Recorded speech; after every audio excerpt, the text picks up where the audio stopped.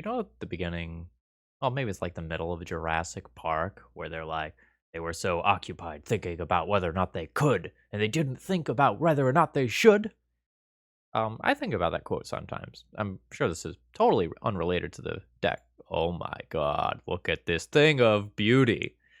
Hey folks, Phil Gallagher of ThrabenU here for another Legacy video. This one comes from Lysander, aka Lick, from my Discord, who had a very intriguing idea, and this one got the Phil is excited about it and is going to record with it immediately treatment. So recently, Manabond has made a resurgence in Legacy, and this 8 mulch lands deck is showing up absolutely all over the place. It seems like it really has some legs.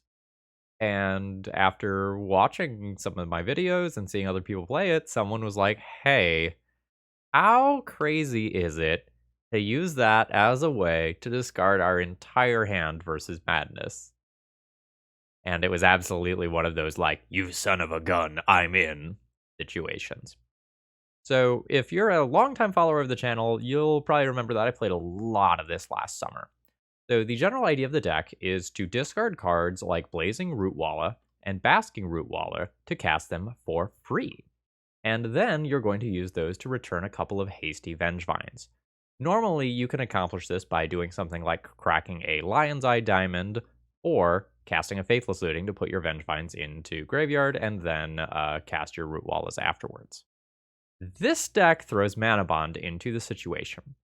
So, like, there are hands that exist that look something like turn 1 Forest, LED, Manabond, move to end of turn, like, discard your hand, like, get everything. Or, okay, maybe having the LED in there is a bad example, because, like, that would discard your hand.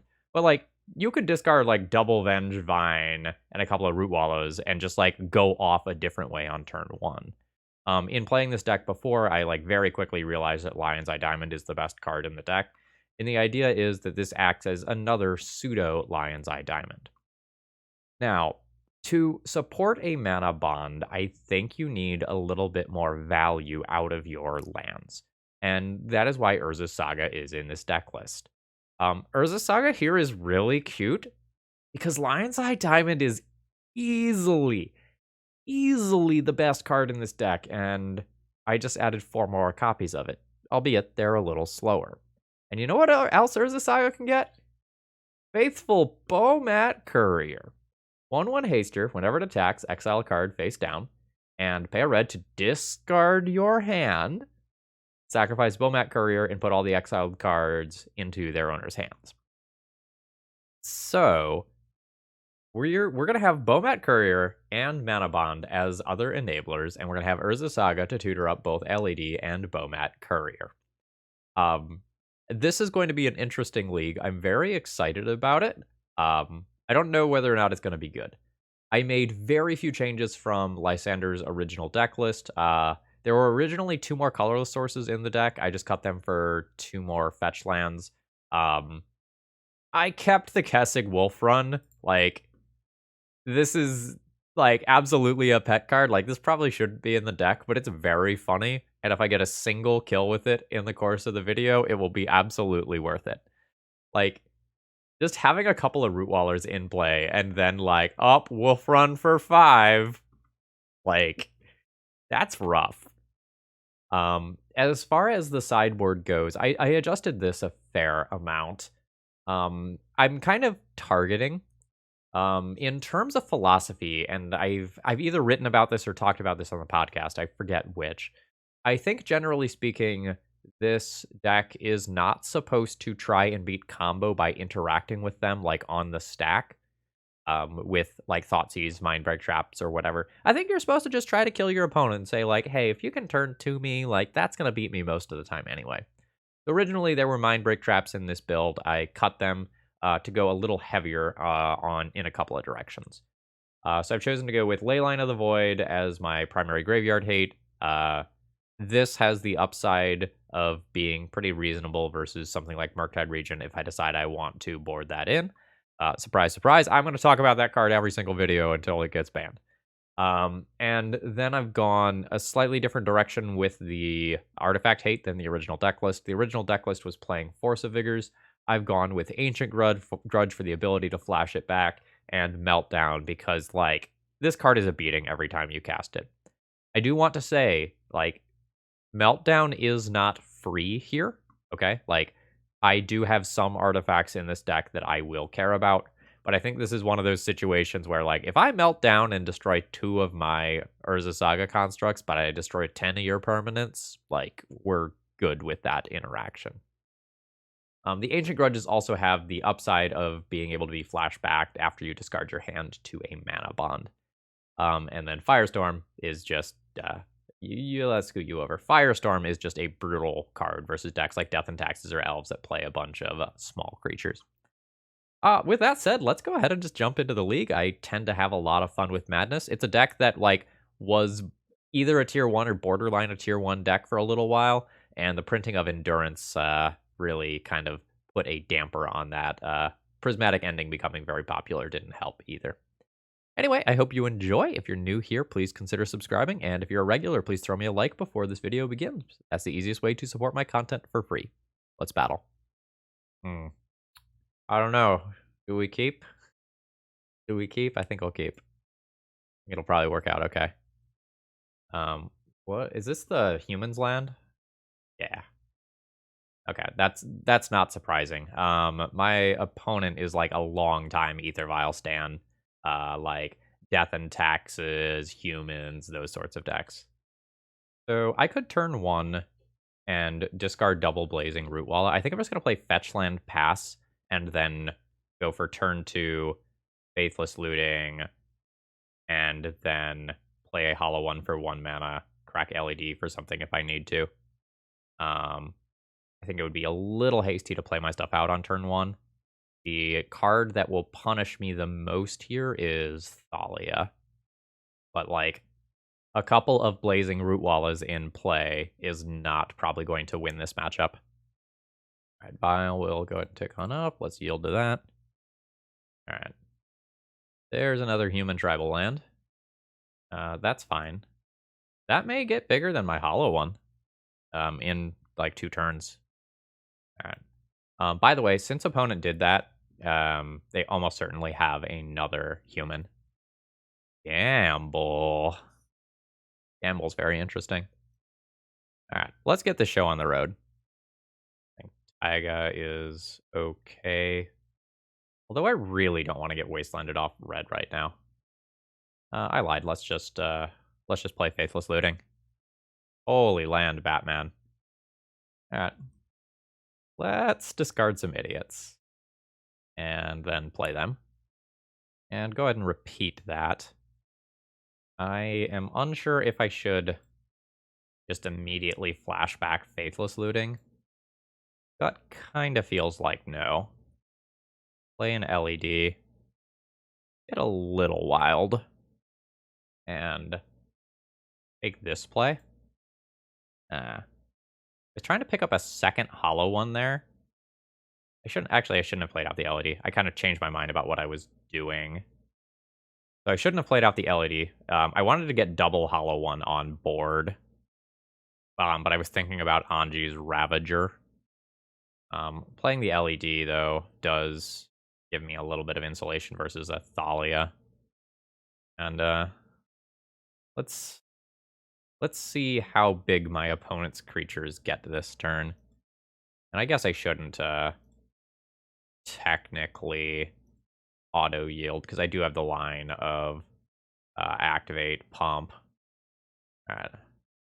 Opponent's just gonna chill. They've got the fatter creatures right now. That is a lot of LED. Yes, I cast this. It's a weird puzzle. I'm going to cast another one of these on the very off chance that I were to hit double Anji's Ravager. Ugh. Alright, so I've kind of been slotted into the control role versus a deck that is going to grow its creatures more than mine are. So the way that I potentially win this is by going and just putting an absurd, just absolutely absurd amount of bodies into play. Alright. Ravager? Ox? I have 8 cards in graveyard. There's 7. Gamble would be 8. Yeah, Ox would be good. Alright, yeah. Yeah. Gamble. Finding Ox. I think I'm going to go ahead and crack 1 LED for red here. 1, 2, 3, 4, 5, 6, 7, 8. Play an Ox. Discard my hand. Draw 3 cards. Not great hits. Maybe I save these for like Vengevine-based reasons here, rather than play these out. Yeah, we're gonna have a staring contest for a little while, unfortunately. Files are at officially threatening numbers. Like these can be combat tricks. All right, I have a decent number of 1/1s, but the board is stalled. I think I'm willing to attack in with this. It can absolutely happen. All right, I got my hit in. I think I just hold all of these. Opponent has not drawn many real cards. Like calling Aether Vial not a real card in this context. Like this is 4 mana sources, 5 mana sources, plus Vials, plus Wasteland. Like opponent has not been very successful in finding gas here. Yep, Thalia is totally reasonable. That's going to grow the team by a respectable amount. Thalia ending up with a +1/+1 counter would be very bad for me. Like an X, like a 3 power first striker means that this doesn't get to just do its thing anymore. Alright, they're going with no attacks. That's a Manabond. Not really what I'm looking for. I am probably going to play that here for future mana uses. And I think I'm going to chill. We'll be saying no to that Manabond trigger basically every time right now. Like, Manabond is there to help accelerate us out of the early game. And maybe it can do some cute things a little bit later. Sure, that's fine. But every human my opponent draws makes me a little more nervous, because, like, their team is growing faster than my team. My team's annoying, my team's recursive, but, like, one well-timed Thalia's Lieutenant will be very rough. This attacks every turn if able. I think I'll still play it out. Not willing to risk any attacks here. It doesn't feel like my opponent has a trick, but if they do, it's savage.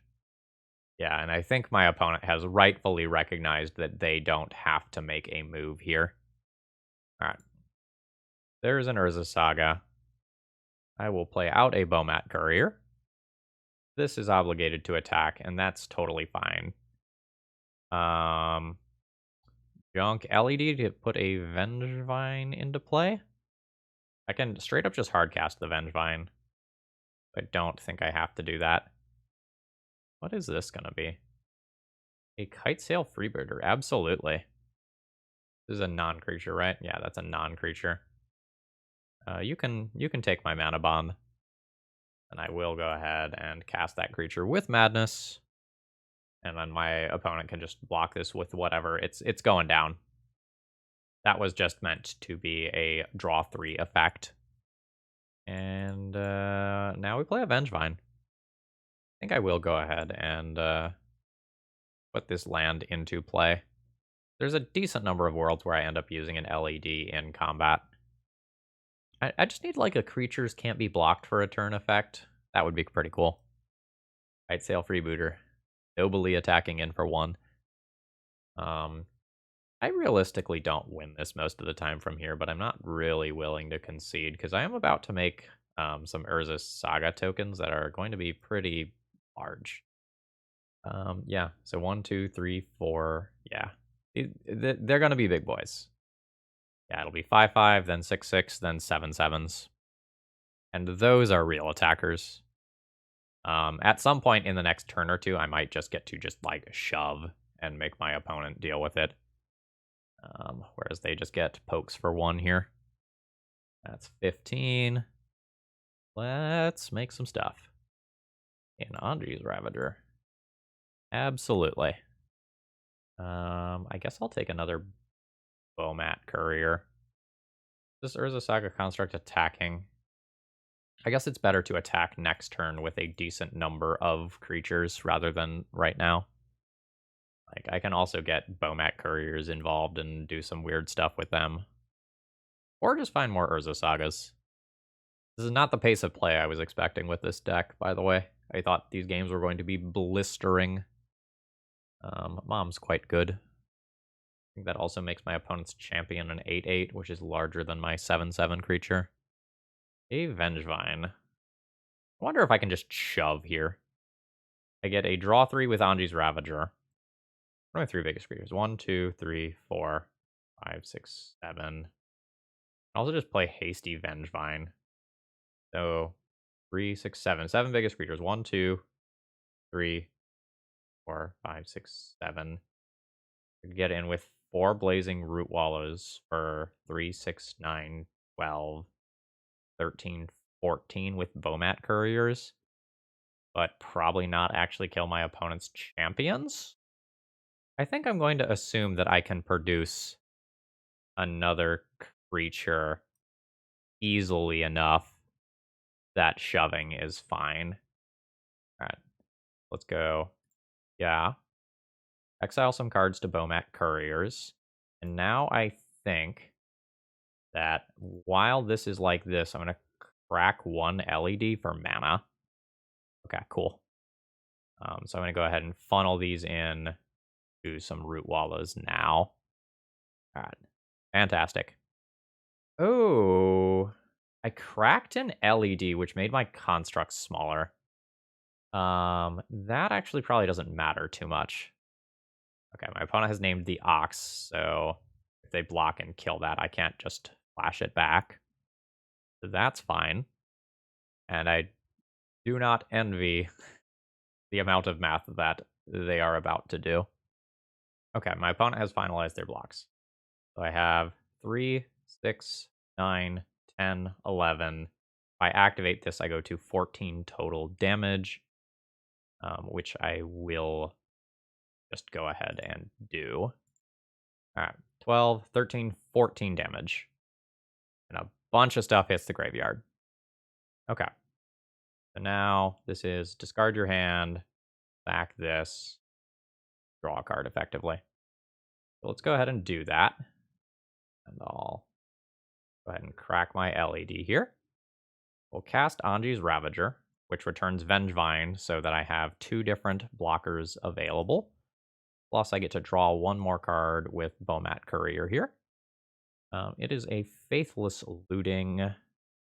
I will go ahead and cast that immediately because Thalia is not around.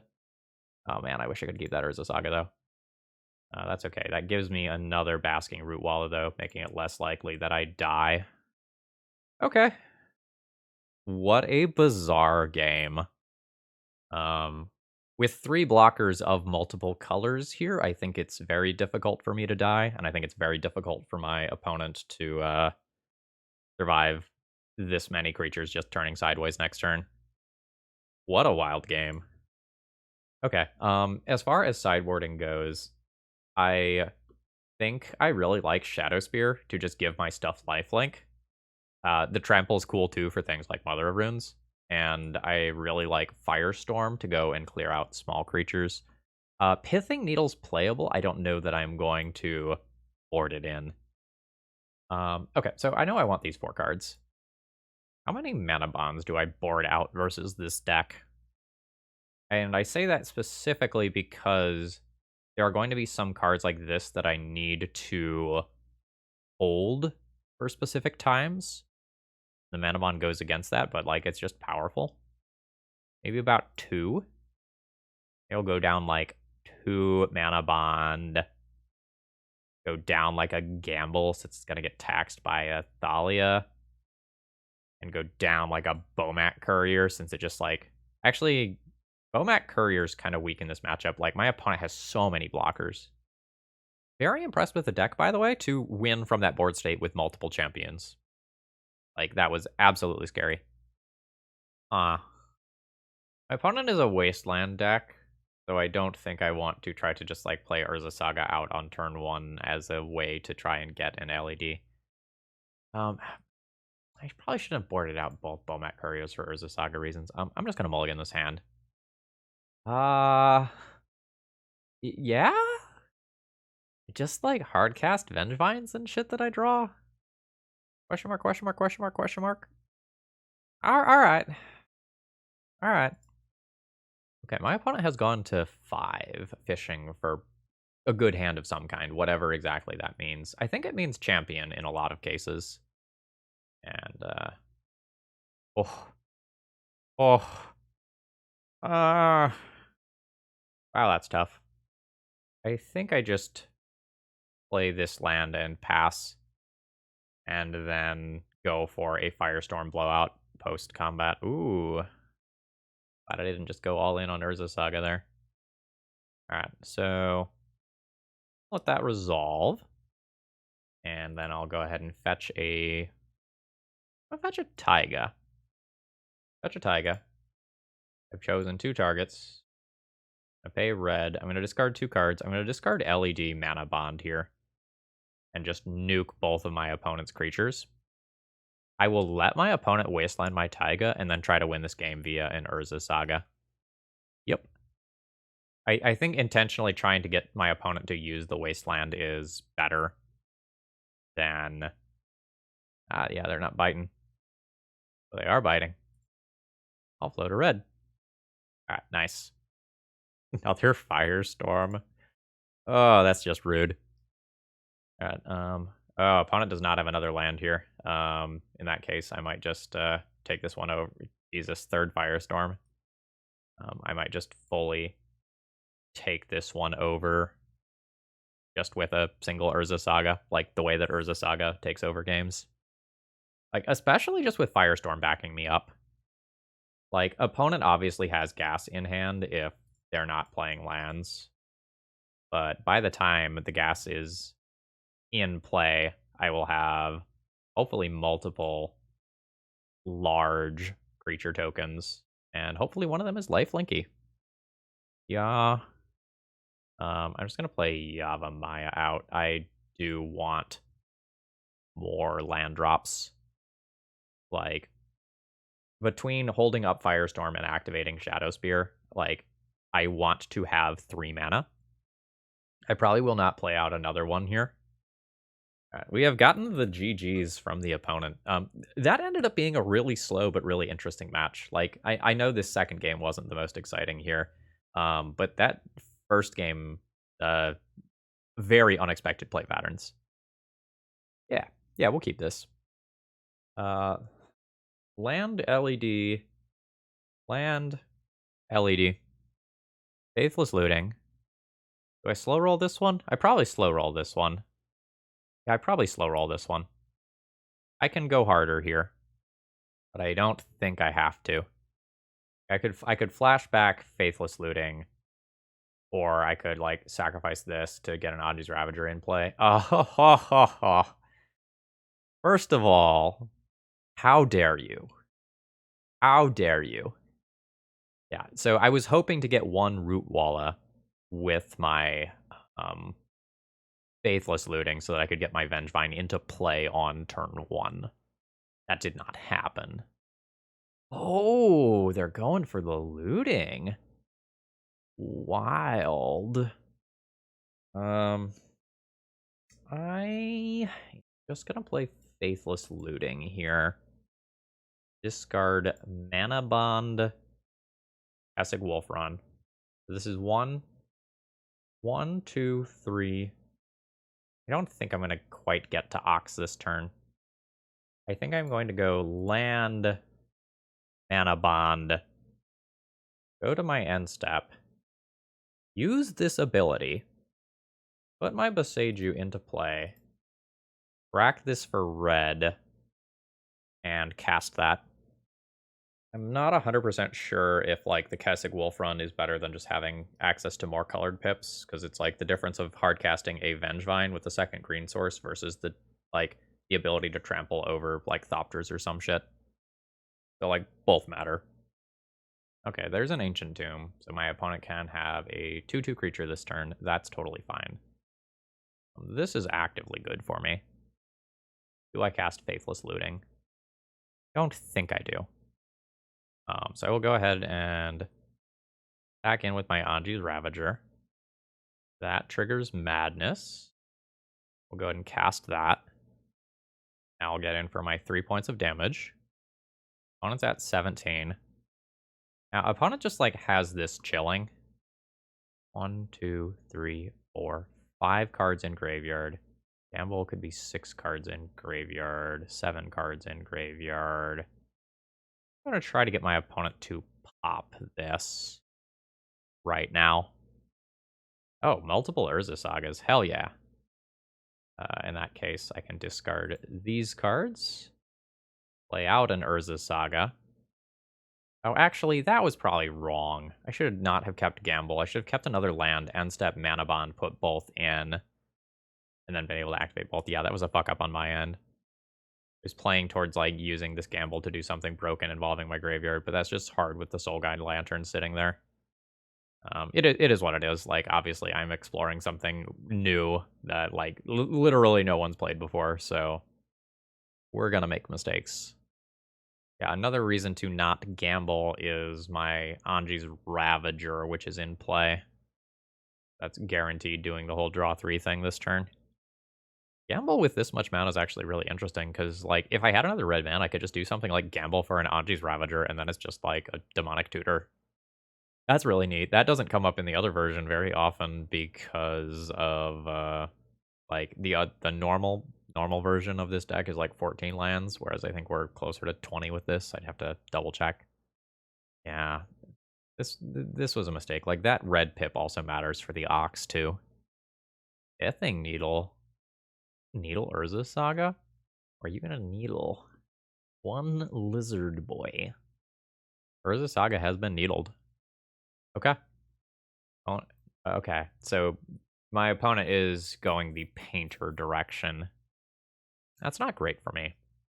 I think I'm just going to be dead to these constructs in game 1. Like, with this Soul Guide Lantern sitting in play and the ability to recycle this, I don't think that I win. Yeah. Like, my graveyard's on lockdown. I'm about to lose my best thing on board. Let's go, yeah. Go ahead and fetch a red source and figure out what I'm doing with this gamble. Alright. I think I'm going to do the line that I discussed previously of gamble for an Anji's Ravager, treating it like just like a straight up Demonic Tutor. It'll be red and 1. I do have one more Boseiju that I can find. This makes in 1 point of damage.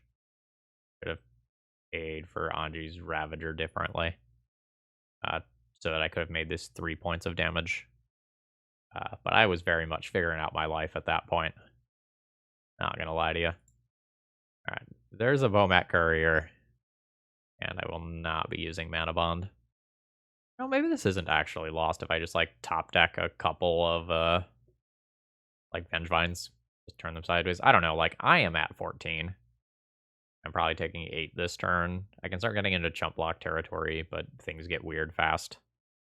4 cards in graveyard. Gamble is 5 cards in graveyard. Okay. Vomat Courier becomes less helpful. All the math that I was just doing about my graveyard size and, like, Ox just went out the window. All right, what are you getting? Formout's Crypt makes sense to me. Actually, they don't really super need that with Soul Guide Lantern around, right? And instantly just, like, turn their land into Soul Guide Lantern or something. That also buffs the constructs.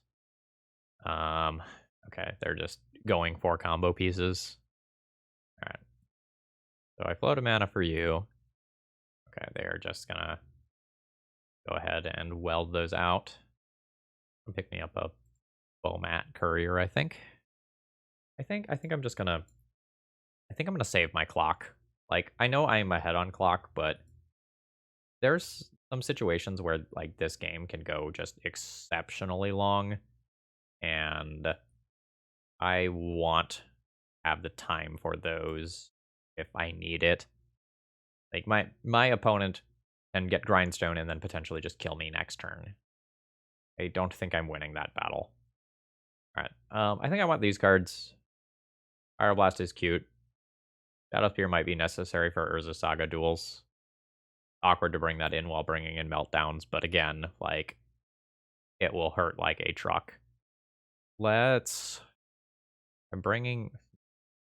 Go down a colorless land. Gone down 2 artifacts. Go down 1 Manabond. It's possible Kessig Wolfrun is better than Manabond, though.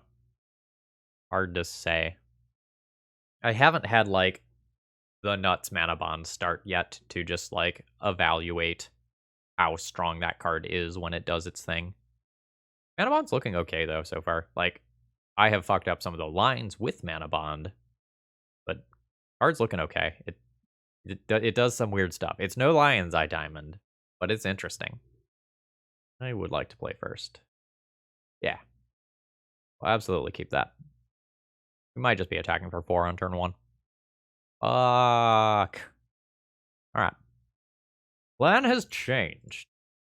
I should have played LED up first in case I drew Anji's Ravager. Actually, this is going to be better because I get double Anji's Ravager next turn instead. Holy hell, though. This hand would have been just insane. Not for that ley line. That's okay. Like, I am going to play double Anji's Ravager, attack for 2, and then be attacking for 8 or so. Ooh, Wellspring. Fancy. Okay, graveyard is covered. Understood. Like, message received. I have gotten the memo. Yeah. Red. Red. Past a Ravager. Past a Ravager. And we'll funnel some mana to the Blazing Root Walla to end things out. Opponent gets attacked for 4 this turn, putting them to 14. I have 3, 6, 9. I have 10 damage next turn. Kind of more because of their Ancient Tomb. Yeah, this is more what I expected from this deck. Okay. All right. My graveyard is covered. I get it. Unclear to me whether or not opponent should have done that off the Ancient Tomb to start things off. I can't tell without looking at their hand. Okay, I could die next turn to just Painter land activate. Okay, probably not anymore. Oh no, it's double Grindstone, actually. And these have to attack, so I am always discarding this. Yeah, okay. Yeah, awkwardly, I don't think I want to use my mana to blow up my opponent's stuff. Alright. Sad.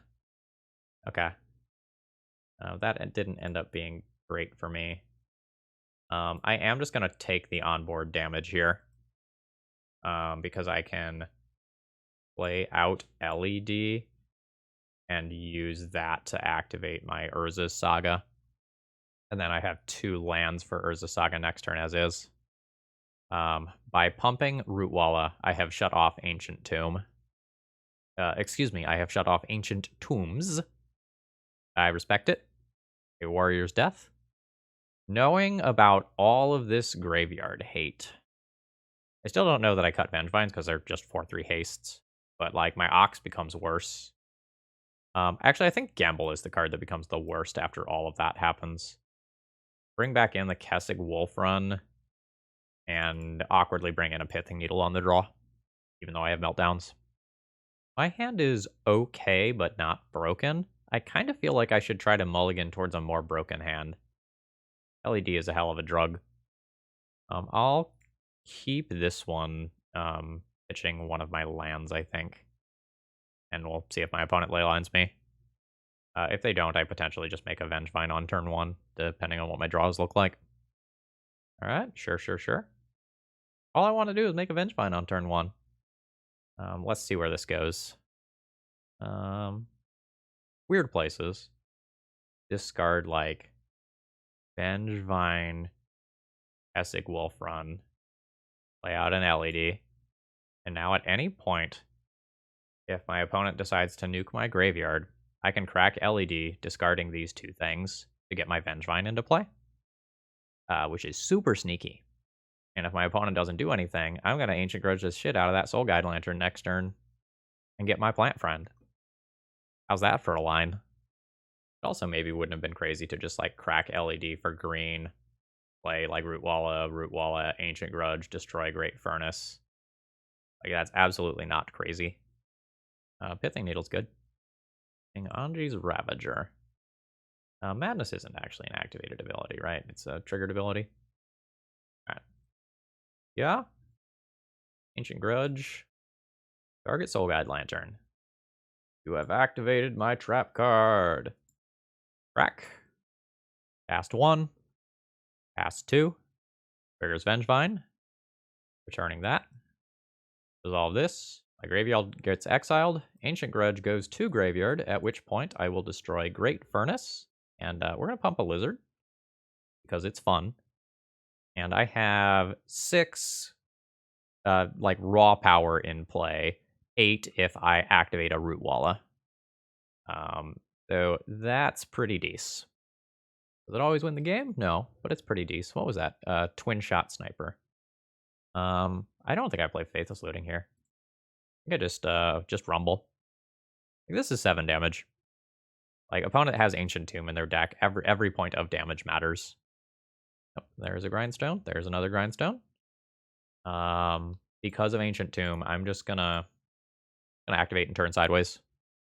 Like, in the worlds where my opponent just has, you know, City of Traders, Painter, or Spirit Guide or something, like, it is what it is.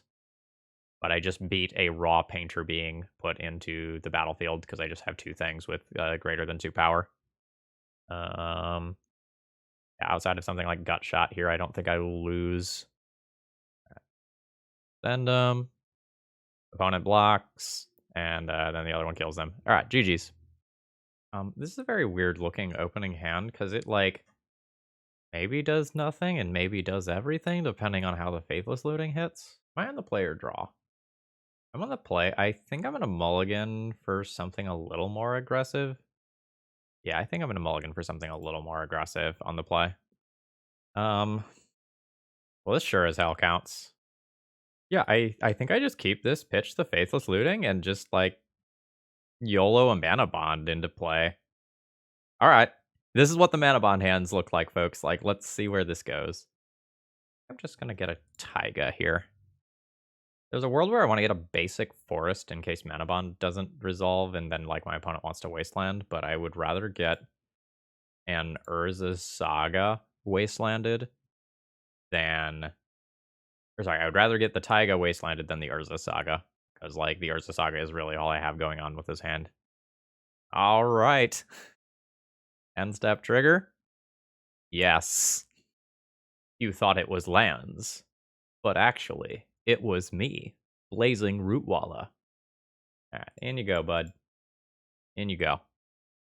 We have shot our metaphorical wad, though. Like, if we get Wastelanded, or, like, something otherwise happens to this Urza Saga, I'm not in great shape. Ooh, we're playing against elves. That was an elvish visionary. So I can attack for 3 plus make Saga. Attack for 3 plus make Saga. Maybe get a Bomat Courier. Feel like I'm gonna need some gas. Alright. Dryad Arbor. And technically trade with this. Yeah, the Manabond is just gonna be free Root Walla at my end step. I can spend my mana on other things instead. Okay, so like Manabond is real this game. Now, notably, this does mean that I am not like saving up these cards to try to put like a Vengevine in play or something, but like we're playing against elves. Shit's scary. Okay. The worst case scenario of my opponent just immediately casting a Glimpse did not happen, so that's good. However, Heritage Druid is scary, and my opponent can still just like play Gaia's Cradle and do some disgusting things.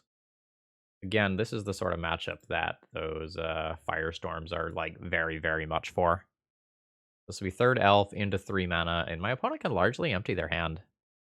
Okay, that's not an elf. And Construct time. Fetch land taps for mana because of Yavimaya, just By the way, so let's make my construct. LED, I think, is very marginally better than Bomat Courier.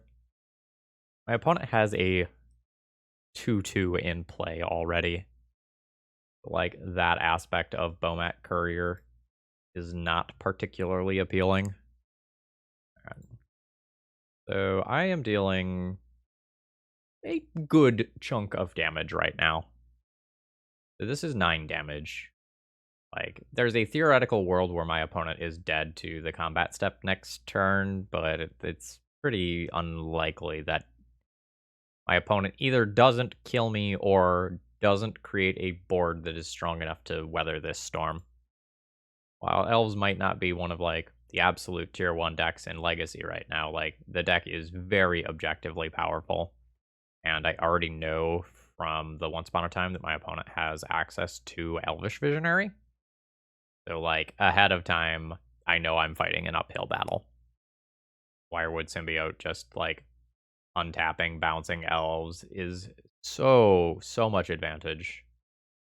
Like, when my opponent bounces an elf, uses that to untap the Nettle Sentinel, and then, like, those 2 cards alone are 2/3 of 3 mana. Like, it's good. I guess you kind of get the full package with the Heritage Druid untap as well. Green Suns and Natural Orders are starting to be very threatening. Okay, it's another Visionary. So, opponent's probably not dying in the combat step anymore with, like, this many creatures and, oh god, multiple Wirewoods. Opponent can, like, bounce a Visionary, untap a Visionary or a Heritage Druid, use this for mana, play a Visionary, have 3 Elves, and just continue. That's up to 5 mana. Not sure why my opponent needs 5 specifically. Okay. Once more with the Elvish Visionary. We're definitely in, like, green Cestral Recall territory with that Elvish Visionary. Oh, okay. Like, Death is fine too. Like, we can go for that. 1, 2, 3, 4, 5, 6. That's 7. That trigger alone is 21 damage. Yeah. We can go ahead and pack that in. My opponent also gets 1 more attack. As far as the sideboard goes, I will play 3 Firestorms, and I'll probably play a Shadow Spear. Again, Bomat Courier probably not going to be the greatest here, because my opponent just has so many creatures on the ground. Like, this is what I want versus, like, Control and Combo, where I expect to get in 2 or 3 hits with it and then cash it in. From there, maybe cut 1 land and 1 gamble. I don't know. Maybe I need the gamble to have enough solid stars. Maybe we cut 1 Manabond. It's like I kept a very reasonable Urza Saga Manabond hand here, and it just wasn't good enough. This is a turn 2 Hollow One hand that can maybe get cute with a Vengevine or something. I'll keep this, but I maybe should just mulligan for something faster. Alright. Saga Manabond go. I will not be triggering it this turn. Like, this Faithless Looting is very easily the, like, pivotal card towards, like, whether or not this hand is successful. We're basically looking to hit Vengevine, more Hollow Ones. Might be able to make, like, an Ox work or something. Yeah, that's opponent's turn. Firestorm also just would be cool. Oh yeah. Let's loot. Let's start there. Discard Gamble and, like, Root Walla. Go ahead and cast that. I believe I'm just going to go ahead and cash in my cards here in terms of raw mana efficiency. Cast a Firestorm just as a awkward sinkhole. Starting an Urza Saga. This lets me play this Hollow One for free, and then at end step, I can go ahead and trigger Manabond and put in my Urza Saga with it. So this is kind of me hoping that I can just, like, get out in front in terms of aggression. That's fine. I am activating Urza's Saga as of right now rather than doing Basking Root Walla. Although if I cast this, I can potentially get an Anji's Ravager. Back for 7. I don't know. Maybe this becoming an LED is just really good. All right. The Vengevine and a Blazing Root Walla. I will go ahead and cast. Go ahead and send on in. Crack my opponent for 7. And then next turn, I can use the LED that I get to cycle Faithless Looting and try to put Vengevine into play. Oh, we're going now. That's a Cradle. It's not a very mana-efficient Cradle. It's a Heritage Druid. So, like, that's just it. That just purely needed to cantrip. That's an Ox. Alright, let's float a colorless mana. We'll grab that LED. 1, 2, 3, 4, 5, 6, 7. LED is the 8th card. Crack. Ox. I needed to see what I didn't click on yet. Alright. There's the Ox. I have left Vengevine in graveyard. Oh. We must go deeper. Actually... 1, 2, 3, 4. I have not made a land drop yet. Go deeper this way. Yeah, okay. 1, 2. You go back where you belong. Alright. Land drop. Vengevine. Returning Vengevine. Send them. 4, 8, 12, 13, 14 damage. One of those is a required block. Or my opponent is dead. Okay, yep. That's fair. Game on the draw is going to be harder. I think I'm pretty comfortable with where I'm at here. Well, I mean, I think my opponent is very favored in the matchup, to be clear, but I think I'm comfortable with my sideboarding. Like, there's very minor things I can do, like, say, Pithing, Needle, Wirewit Symbiote or something, but I think at the end of the day, I need to be just trying to do something broken. Because my opponent sure as hell will be on turn 3 or 4, just very consistently. Deck has a lot of fun moving parts. I probably don't get to throw this one back. This has an LED. This has double Faithless Looting. I potentially get to set up for a Hollow One or Vengevine situation that's pretty strong. So my opponent's on a Vengevine start again, or not a Vengevine, a Dryad Arbor start again. And that is confirmed. Anji's Ravager. I think I believe in Anji's Ravager. Saga. LED. Faithless Looting. Oh man, that Firestorm makes that awkward, but I think I just go. Discarding Vengevine, Anji's Ravager, Crack for red, Madness that into play, Madness that into play, and return Vengevine. I don't have enough to flashback a Faithless Looting here. Let's crash in for 4. I'm just attacking for 10 next turn. And I get Ancestral Vampire Berserker. Ancestral Vamp, Ancestral Fang. Alright, I don't have a catchy name this time, but red, draw 3, Vampire, go Burr. Yep, that's fine. We're mostly hoping to dodge, like, Cradle here. We dodged Cradle.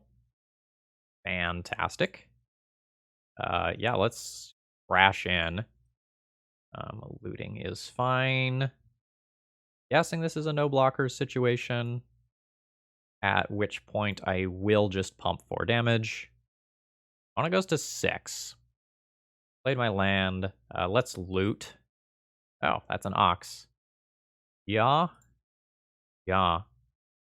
So I have Ox next turn. Or just Kessig Wolf Run.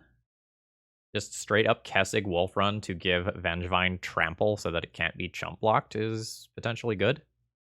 I mean, this is the point where, like, hands are off the keyboard, like, what you got? Good Glimpse Chain can absolutely do it. Alright. Show me what you're working with. The Wirewood can bounce Elvish Visionary to untap Dryad Arbor. Okay, sure. That card's strong. Yep, strong in multiples still. Firestorm would be a pretty sick draw still. Okay, sure. Opponent still doesn't have like a Heritage Druid or a Birchlore Rangers that kind of lets them really continue this chain for a more indefinite period of time. Okay. 3 of a kind. Very good. Kessig Wolf Run isn't quite going to do it anymore. I probably end up playing that pre-combat. Just because, like, the land has real value.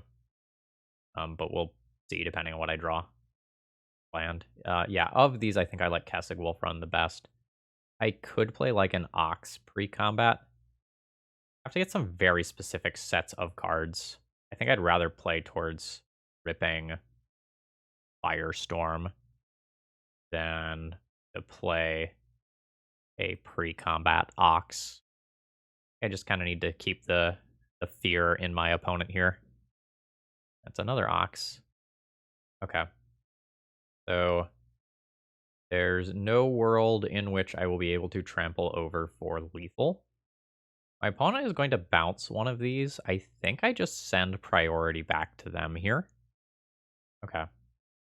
So I could give this trample here to deal 4 to my opponent. Is that better than playing another Ox? I think the Ox is better. Alright.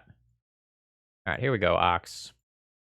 So there's 2 mana. 1, 2, 3, 4, 5, 6, 7, 8. Get my draw 3 going. And that is going to be the end of my turn. I very much could die here if my opponent just like starts another Glimpse Chain. I have like onboard Allosaurus Shepherd, but like with just Quarian and Elvish Visionary that are able to attack, I'm probably fine from that. Like the Ox as a 5-power attacker is just kind of annoying with this Kessig Wolf Run for trample. So I might end up with a similar situation to last turn. Oh, wow. Anyway, I might end up with a similar situation as last turn, where it might be better to just play another Ox rather than... Oh, it's just straight up Craterhoof from a hand. I think that kills me. I haven't kept track of whether or not Wirewood has activated already. Yeah, 8, 16, 24, plus another 12, 36, plus a Dryad Arbor attack, yeah. Yeah, we probably had it on turn 5, but opponent had it there. What was my next card, just out of curiosity? Alright, so I would have drawn that for turn. I would have gotten 1, 2, 3 off Urza's Saga. Yeah. I think Elves is just, like, a tiny bit too fast. Maybe I could have made different mulligan decisions, though. Hey folks, I hope you're enjoying the show. If you are, please consider doing something to support me. You can do plenty of things for free without using any money, like liking and commenting on the video or subscribing to the channel. Those sorts of things support me, and if you're in a position that you can support me financially, you can do so by doing a donation deck list, becoming a YouTube member, or following me on Patreon. Alright, that's the plug. Back to the magic. Alright, we have probably gotten paired against humans again. Unless you switch decks in between rounds.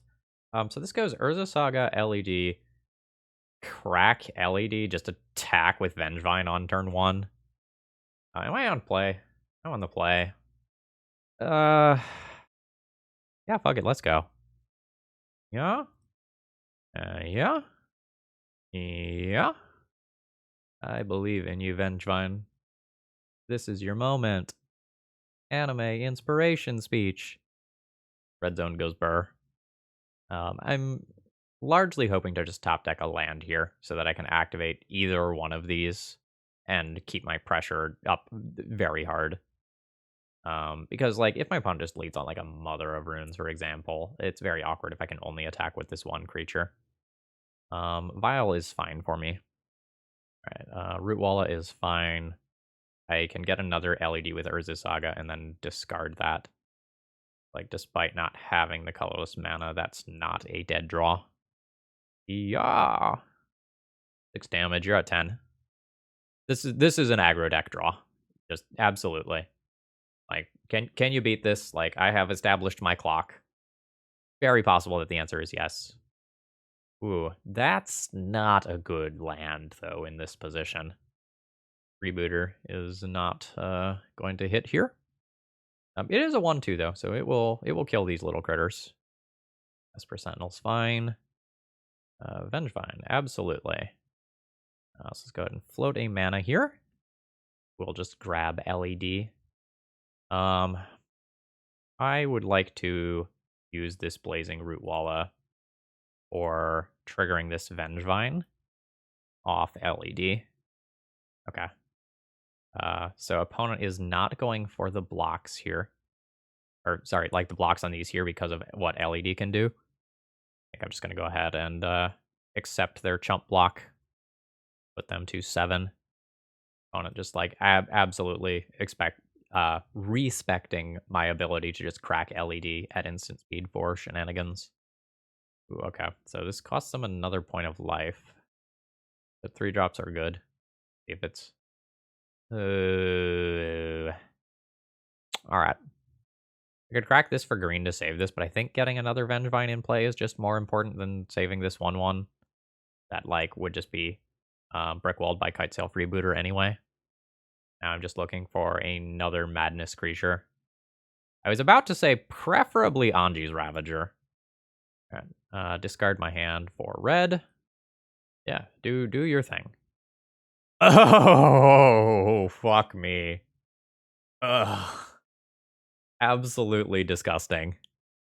Absolutely fucking disgusting. Ugh. You know what? Like, have some lizard mana. I will still be crashing in with the Vengevine. I don't care if my opponent junks Pontiff here. Okay, sure, that's fine.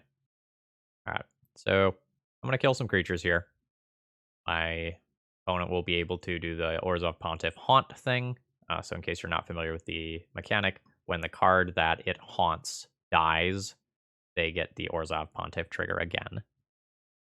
So basically, the name of the game is now find a way to cast 2 creatures, return both Vengevines, and kill my opponent before my opponent can win the game. My opponent gets to cycle this Horizon Canopy for a new card and like use the Aether Vials to pretty aggressively promote their game plan. Green, yeah, not too many green cards in opponent's deck. So that's about what I was expecting. It was either going to be that or like a Masked Admirers or something. LED is cool. I will be holding that until I can immediately do something broken with it, though. Oh, okay. Opponent has more for end of turn. That's not good for me. What do they name there? Looting, probably? Yeah. They just want to keep me from, like, ripping land into looting, playing looting, getting lucky, getting double Root Walla, and then returning both Vengevines. This thing gets to attack as a 4/4. If my opponent wants, but they probably go some amount of attacks wide instead. I'm gonna lose pretty quickly here. Yeah. Yeah. Opponent's play was very good, because otherwise, like, I would have gone looting, triple red, and just, like, gone for my lucky situation. Don't know how I get out of this.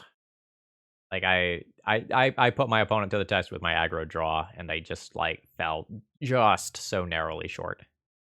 This deck gets so many dual lands now. Alright, this doesn't actually help me that much. I'm gonna go ahead and concede here. Like, I can play this and then try to trade this with something, but, like, my opponent can either poke me in the air or just attack with a 4/4, and then, like, this doesn't do combat profitably. Alright. What did we do last time? I think we went triple Firestorm in, Shadow Spear in. I don't remember if I played Pithing Needle for Aether Vial or not. I think I trimmed a land. Oh, I think I was on the fence about whether or not I should leave one Bomet Courier in the deck. I think I'm going to trim both of those. I think I'm going to trim one-ish Manabond. But maybe Manabond becomes slightly worse when I bring in Firestorm, which serves a similar purpose. Let's try this. I don't know. Maybe I'm supposed to cut one land and play Pithing Needle for Aether Vial, like as an Urza Saga target. But, like, my lands are good versus Wasteland for the times where I just need to hard cast a 4/3 haste idiot, so unsure. The Pithing Needles just do so very, very little versus an Aether Vial start. And in some ways, I'm actually just more scared of Champion of the Parish being played out on turn 1 than I am Aether Vial on turn 1. This is going to be a keep. It's going to be a very good turn 2 hand. So on turn 1, we'll just go ahead and play Looting. Gunk, Vengevine, Gamble, I think. And then turn 2, I'll play Forest, Manabond, end of turn, put in Kessig Wolf Run, cast Rootwalla and Anji's Ravager. Ooh, that's good. That messes up my plan.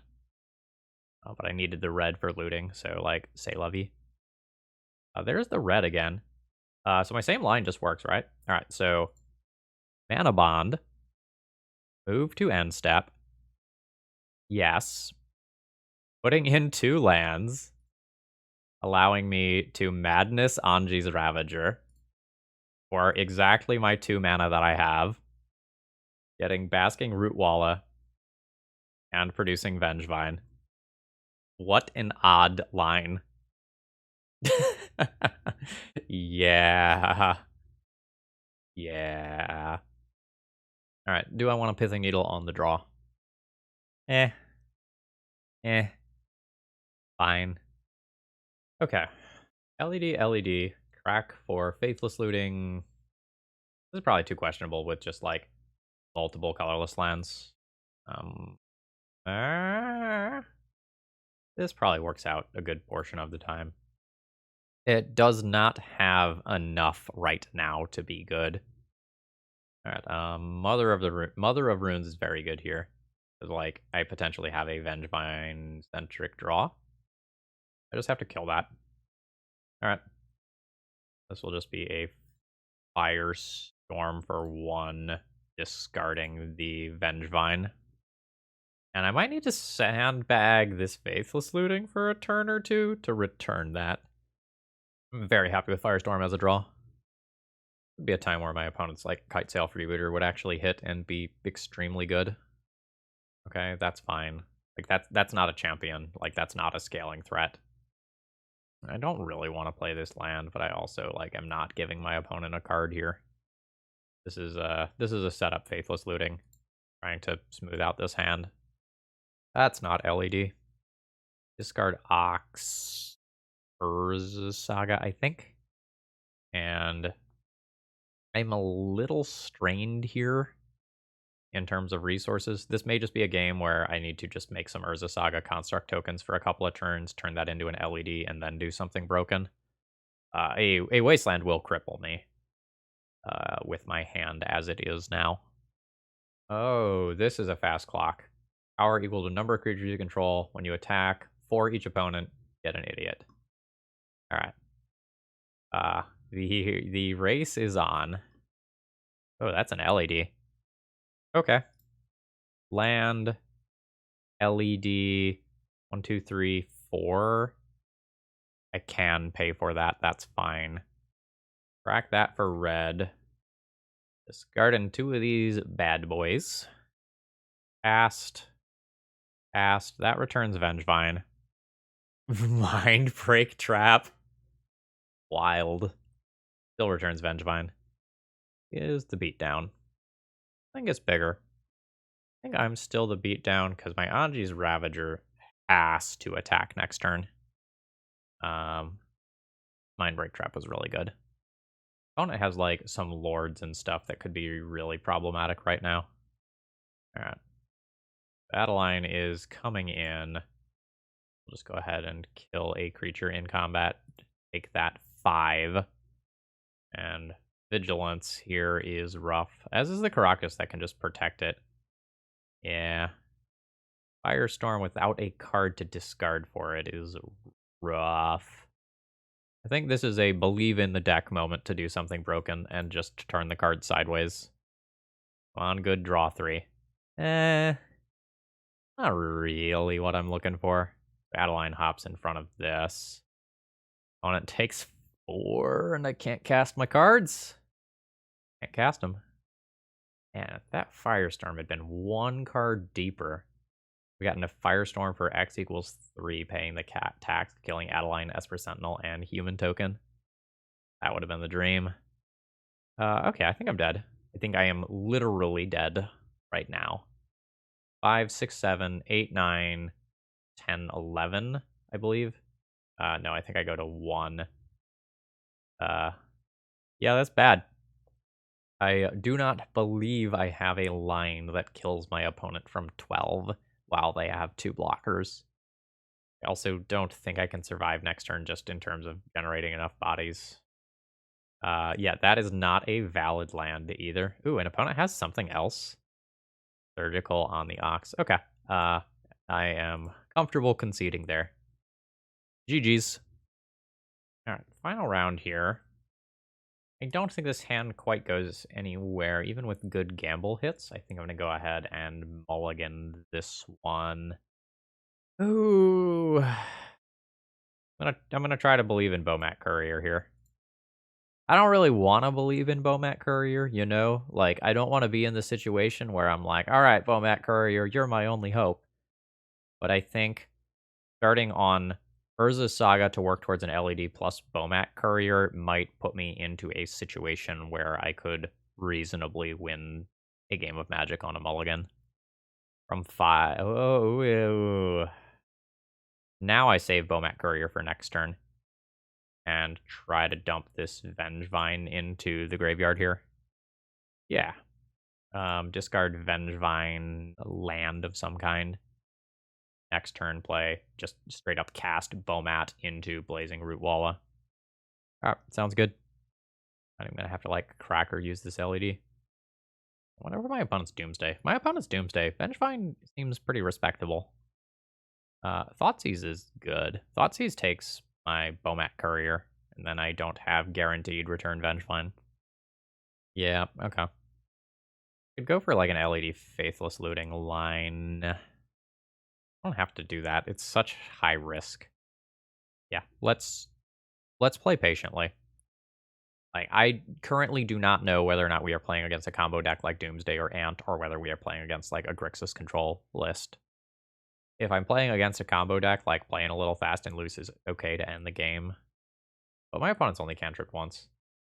Opponent said, I figured you'd be streaming something wacky. I mean... Alright, so it is starting to look like opponent is a little bit closer to the fair side of the equation.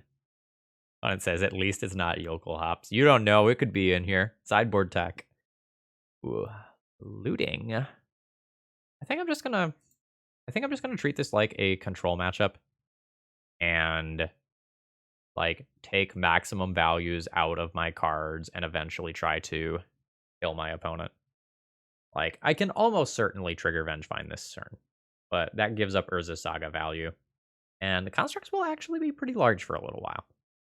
I'm going to have to worry about Hidetsugu consumes all, so there is going to be a very real question of how many LEDs I play out to push damage with constructs. I also think a Blood Moon effect is like bad news for me, enough to the point that I'm just going to ignore it. Like, I need many pips of mana with this deck in a lot of occasions. Okay, yeah, this is cool. Alright. So, we do that thing. I'll fish out a Bomat Courier here. It can attack. Oh my god, Baleful Strix attacked. Wild. LED. LED. Rack an LED for red. I sacrifice a creature. I believe I will still just sack the Bomat Courier. Like, a reason not to is dress down. Right? Like, that's a thing that's still quite real here. Right, there's a Force of Will pitching a Jace. Fine. We'll go ahead and cast that card, returning my Vengevine. And I don't think I'm going to go deeper. This is an artifact increasing the size of my constructs. Oh my god, I forgot to attack with Vengevine. Oops. I mean, that's a big punt on my end. Get super punished by a Toxic Deluge. Okay, I don't need to do that until my post-combat main phase. if I end up doing it at all. Missing that 4 damage last turn is just so huge. Okay. I will just go ahead and pump here. Okay, that's fine. Lightning Bolt, a construct token, is fine. Opponent would be dead, or more accurately, would have had to use Baleful Strix. So let's crack for red here. Okay, that's fine. I'm very surprised the Baleful Strix didn't block, but opponent's probably equally surprised that I didn't attack, so like, eh. Okay. So we're playing against Chris's Control. I've seen Jace as a finisher. I've seen Baleful Strix that can get in the way. Playing a few answers to that sort of stuff is probably reasonable. Like, I will probably play 2 Pyroblasts and then a Pithing Needle to fetch off of Urza Saga. I don't know that I want to go Ancient Grudge deep. Some number of Manabonds are coming out here because, like, this is a slow matchup. I don't need to necessarily just go turbo. How many Manabonds is it? 2, 3? Manabonds get worse when I'm bringing in things like Pyroblast. Okay. Do I want, like, 1 Firestorm or 1 Ancient Grudge for, like, Baleful Strix type cards? I think that's okay. It's not primo or anything. It's also reasonable to trim 1 land, I think. And is not impressive looking right now. Urza Saga definitely qualifies as bullshit, though. So I'll keep this. I would mulligan this hand on the play, though, I think. Just trying to find something more aggressive. See what my opponent can do. Feels like a Thoughtseize. Joke's on you. My hand's garbage. Take the lizard. Damn it. They take the lizard. And it's the keyword madness. Am I going to play around Blood Moon effects and equivalent from turn 1? I have to decide right now, I think. I will get Mountain here. It can make life a little awkward in a couple of Fringe worlds. We'll see if I run into one of those. Like to get in a few hits with, like, this creature and actually use it to refuel. Just, like, have this chill on the board for a little while. But it's so likely that this ends up dying in some capacity or other. Alright, send him. There's my sneaky 1 point of damage. And what I meant last turn by, like, there's some worlds where doing this, like, in the worlds where I don't draw anything to play with this red mana, like, I kind of give up casting Basking Root Walla in order to get Urza Saga online, which I'm mostly hoping is fine. And, like, fetching Mountain means it's harder to play double Basking Root Walla in the lines where that actually is a thing that happens. Surgical on Faithless Looting. That's fine. Don't think you had to do that before your draw step, though.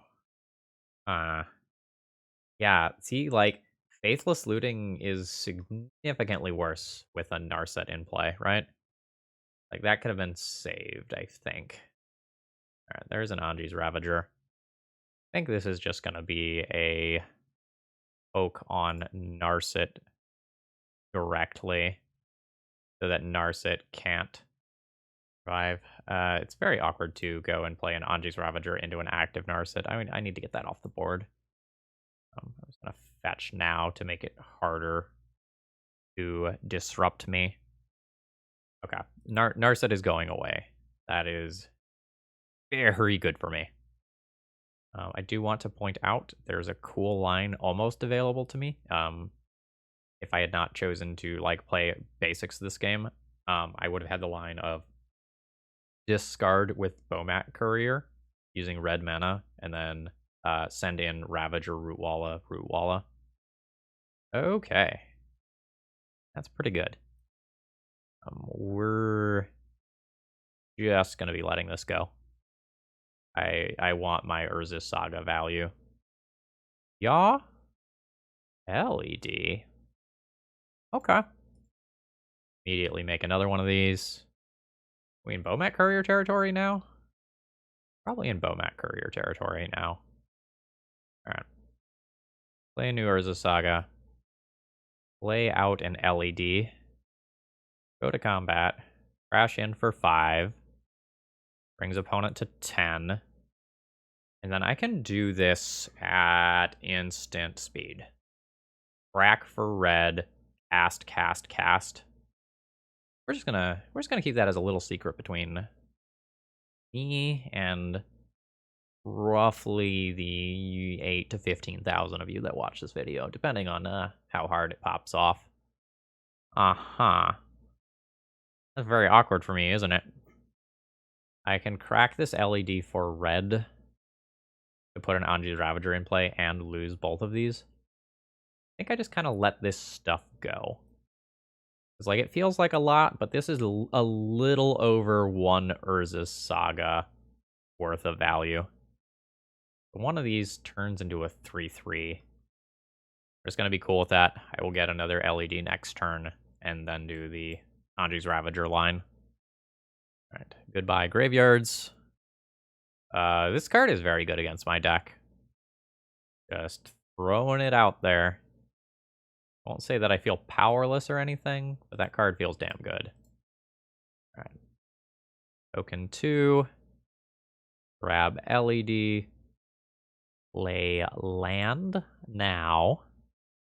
Attempt attack for 3. Shit can go wrong. Okay, totally fine with trading. Less fine if, like, a sudden edict in particular happens. Alright. Here we go. I will discard my hand for red. Put a whole bunch of triggers on the stack. I think this Anji's Ravager is better than trying to just, like, kill this in combat and be left with 3 small creatures. Wrong. I am wrong. Alright. I will get some little creatures. Alright. Can't kill Hidetsugu by activating the Keswick Wolf Run, so I'm just, like, not gonna remind my opponent that that's a thing. Oh man, that's not combat damage. Or that not combat damage to a player. A little rough. Fuck! Stop! Oof. Yeah.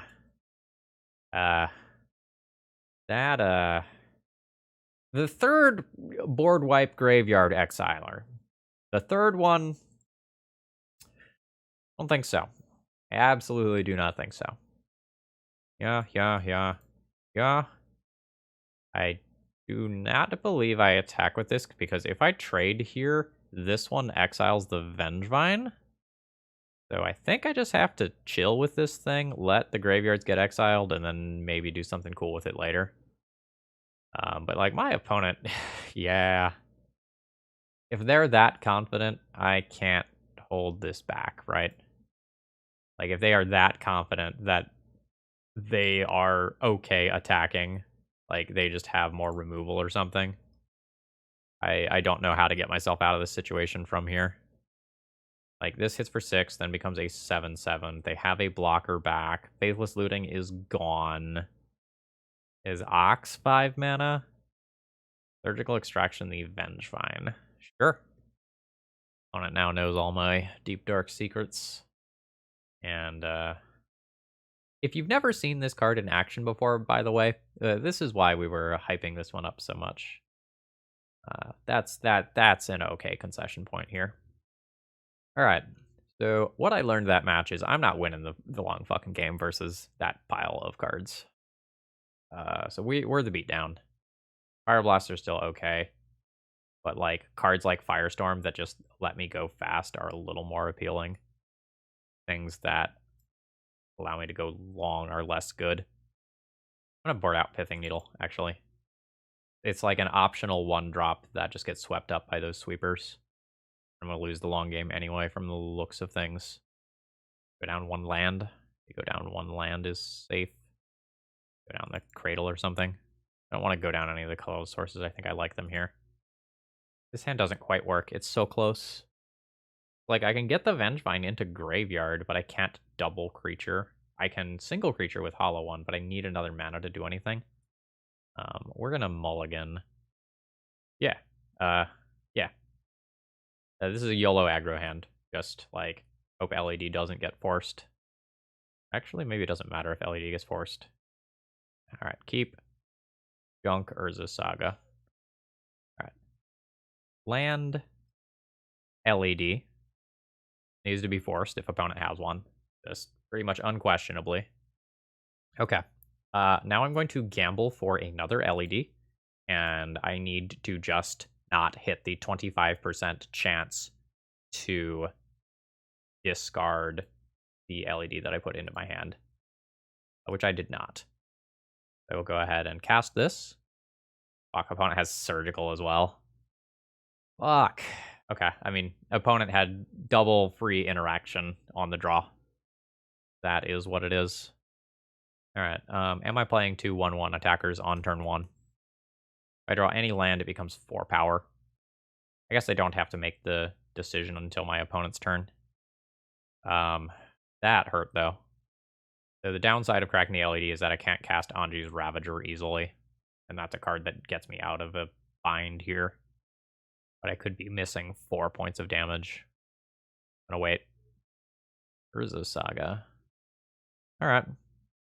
Good stuff, but Hidetsugu, who consumes all, is still just going to be cripplingly good. Alright. Firestorm is not what I am looking for on this board. I think opponent wins the game on the spot if they play a Hidetsugu who consumes all, because then I don't get Urza Saga tokens, I don't get to tutor with that, I don't get to put these 2 creatures into play. I just lose so much if they have it. Like, enough that I probably just concede on the spot. Alright, is it happening? No, it's not. You name Construct, you probably just name Lizard, right?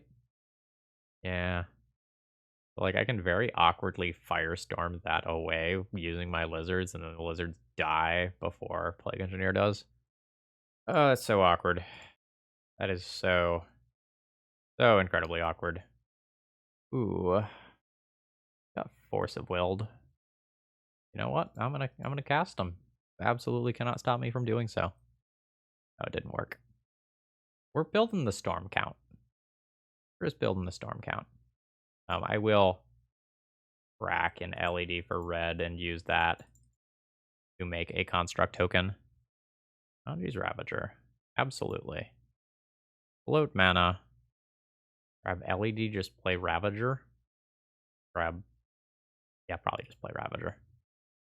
So I'll go ahead and make my attack in, see if my opponent wants to trade. They have 1 card, for what it's worth. And I can do this later. Oh wow, Plague Engineer getting in the red zone in a way that I didn't expect. Okay, so they're gonna go and surgically extract, I guess, like my Urza Sagas? Yeah, they're gonna surgically extract my Urza Sagas. At this point, go ahead and do this. And get my Anji's Ravager into play safely. So I lost Vengevines as well, right? I'm pretty light on threat density here. Then again, like, I am still getting in Ancestral Visions at the end of the day, right? This always attacks. Does this attack to try to trade with the Snapcaster body? No. Don't think it does. Oh, I'll cast that. It puts opponent to 10. How much does this cost right now? Plus 3 mana right now. I can Firestorm, targeting Snapcaster Mage. And maybe it's just better to kill both my opponent's creatures rather than put this hollow one into play. I'm gonna buy that. Paying red, discarding 2. Not gonna cast that one because of Mindbreak Trap. Stupid as that sounds. And now I just hope that, like, this Anji's Ravager survives. I'm playing it around Sudden Edict, so, like, there's that. Alright. Land drop. Combat. Attempt to draw 3. All Breacher did not get involved. Opponent takes 4. Already played my land drop. I am fine casting a Faithless Looting, if only to filter these things. Flusterstorm, absolutely. That does not have very many targets in my deck. So I can flash that back next turn. I might not, though, just, like, because of Anji's Ravager. Like, that will probably give me other things to do with my mana. Alright, good shit. I am going to absolutely thin a land out of my deck because I am in like every individual card matters mode. And then let's battle. Oh, those are good cards. All right, opponent goes to 2. And I think I just play the Anji's Ravager. Like, the more nonsense I do involving my graveyard, the better. All right. Oh, we got the GGs. I don't think we were supposed to win that matchup, just in terms of, like, the matchup. Dynamic, like, opponent's deck's very favored against us. Ooh, they just kind of bottomed out. They couldn't get a source of card advantage like a Hidetsugu or a Jace or something. Overall thoughts on the deck list. A lot of fun. The Manabonds were interesting, and they created some very interesting and unique lines that I've, like, never seen before. Very much enjoyed the puzzle of doing that. I will say, I liked having Urza Saga in this deck. So this version is a little bit less aggressive than, say, like, one of the Jund versions that I've played on this channel previously. That said, Urza's Saga gave me more of an ability to grind when the game didn't go well. So a lot of times with this deck, if you don't win by about turn 5 or 6, you're probably just not winning.